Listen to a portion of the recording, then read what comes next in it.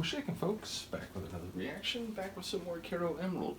Once again, big shout out to Jim, not only for sharing her music with me, but also for the patience. I have been trying to keep up with all the different deep dives, and I realized this one had been longer than I intended, so apologies there.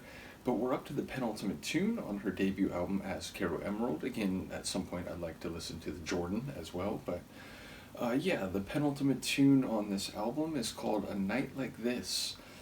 And I have to point out the final tune is called The Lipstick on His Collar, or something to that effect, so it does feel like, and I was actually thinking in relation to the title of the album, you know, I was saying that these songs feel like different vignettes of relationships, and often asymmetrical, but in some different ways, and with attitudes that sort of run, you know, from really hot to perhaps less certain. And ultimately it occurred to me that maybe the deleted scenes on the cutting room floor are these different relationship configurations, or not even, in some cases, not even proper relationships, but you know, potential dynamics or potential liaisons. So yeah, it did make me wonder whether it's more of a concept album than I realized. But either way, A Night Like This, given the nature of the album, given the other songs, and given what the title of the last track is, I feel like it might be about a singular incident in one of these vignettes, you know, ultimately a coming together maybe, or perhaps things being ruined or exposed for being unrealistic in the light of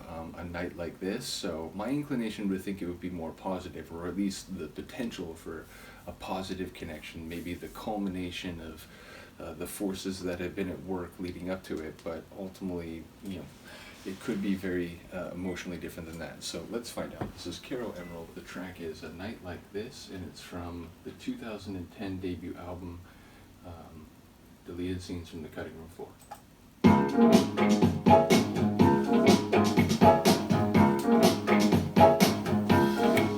From where you are, you see the smoke start to rise where they play cards, and you walk over softly, moving past the guards. The stakes are getting higher, you can feel it in your heart. He calls you bluff, he is the ace you never thought he played that much, and now it's more than all his cards you want to touch. You'll never know if winning this would really be enough. It's very cheeky. Beyond the moon, you see the stars.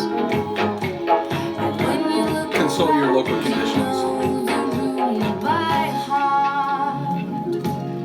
I have never dreamed it. Have you ever dreamed a night like this? I cannot believe it. Little I bossa will nova never in the see a piano. night like this.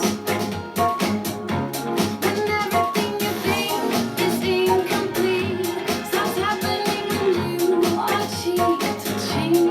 Could you ever dream it? I have never dreamed a night like this. That's a complicated question.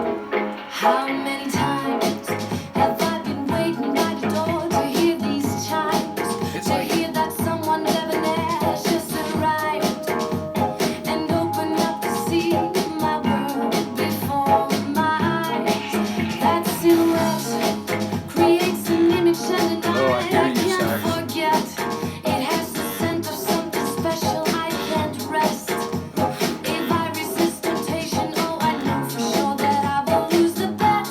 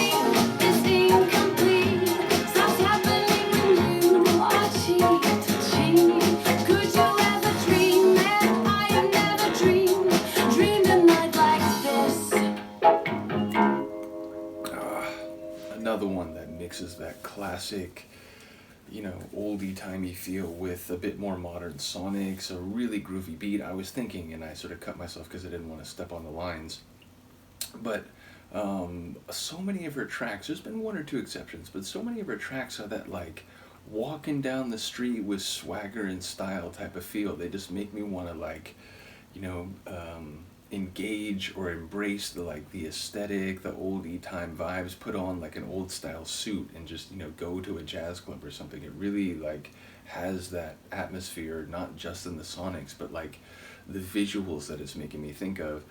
And then here it sounds like it is positive. They're dancing together, they're cheek to cheek, and she can't even like keep a thought in her head. And who would have dreamed that she'd be here? So it does sound positive. It does sound like there's going to be a connection, or at least there's the chance for that, and there's the exciting allure and the perhaps infatuation of something that has not been experienced before, at least with this person. And yeah, like I said, I love the way, some of the sonics, it's like the hit of the percussion, it's a bit like more modern, like R&B, hip hop, but the sonics are again like oldie timey jazz. So a really cool tune. I like her voice, like, in different moments she can sound more playful, she can sound a bit more serious, a bit more intense. But there was sort of like a light flow to her delivery in this one. So yeah, another cool tune. Looking forward to the last track on the album, which again has a saucy name, and we'll see whether it's okay to have that lipstick on your collar. Generally speaking, you don't say that, if you and your wife have been getting busy. It tends to be like, oh, a man came home from his ostensibly from his job, but wait, there's lipstick on his collar, it looks suspicious. So it feels like that's more likely the context, or at least that's the more typical context in which you talk about lipstick on someone's collar. And indeed, I did a watch along to a 30s movie recently, and there was this whole scene where he's like, this woman kisses him, and then he's going back to the table where his wife is, and like the waiter catches eye, and I guess it's like the guy code, and he's like, hey, here, let me help you out, hey, you're good, oh, I'll give you a big tip. It's like this silly moment, but again, that's like the paradigm that you think of it. So if that's the case, it sounds like a bit more drama and perhaps a bit more intense emotional circumstances. So we'll cross that bridge when we get there. Do let me know what you think of this. I'll see you next time. Peace.